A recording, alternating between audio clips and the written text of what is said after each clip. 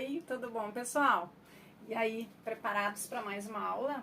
Hoje nós vamos iniciar a aula com uma mensagem, né? E nessa mensagem eu trago a paz de Jesus. A paz de Jesus é como um pequeno rio que corre suavemente ao encontro do mar. Como brisa da manhã a me acalentar, faz cessar minhas guerras quando tudo está perdido. Inteiro eu estou, pois tenho a tua paz, que é como silêncio em meio a um turbilhão. Eu não posso ver, mas posso sentir. Quando não se vê nenhuma saída ou nenhuma solução, Deus dá a vitória. Nessa vitória, né, eu trago essa oração para que a gente pense muitas vezes nas mensagens de Deus. Nessas mensagens, vamos trabalhar com a própria palavra mensagem, porque nós não trabalhamos ainda com M, né? O M-A, ma, M-E-M, de mensagem, M, de M, milho, M-O, de mola, mo, né? E o MU, de muito,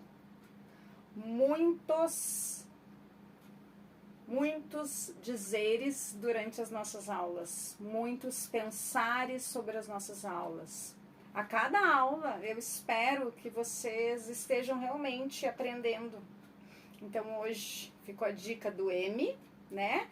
Ma, me, mi, mo, mu. E do N. Já vamos aproveitar o N. N-A-na, N-E-ne, ne, N-ni, N-O-no e N-U-nu, né? Nada? Nada não. Tudo. Cada um de vocês é tudo, né? Todos nós somos tudo e todos em prol de um bem comum. Queremos saúde, queremos paz, queremos sucesso e queremos tranquilidade. Certo? Mensagem. Nós temos o G. O G com A, ele vai fazer o som do Gá. Gá, do gato. Gatinho, gato, gatoso, gatão, né? O G com E, sim, o G, e o G com I, o Gi. O G com O vai fazer o Go. Gostoso, gostosa, o sorvete está gostoso. Podíamos dizer saboroso, mas como queremos falar no G e no O, vamos falar de gostoso. E o G e o Gu, Gu, do que? Não lembrei de nada. Deixo a dica para vocês, pensem em algo com Gu, certo?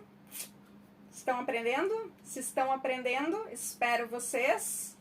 Próxima aula, vamos ver o que vem pela frente.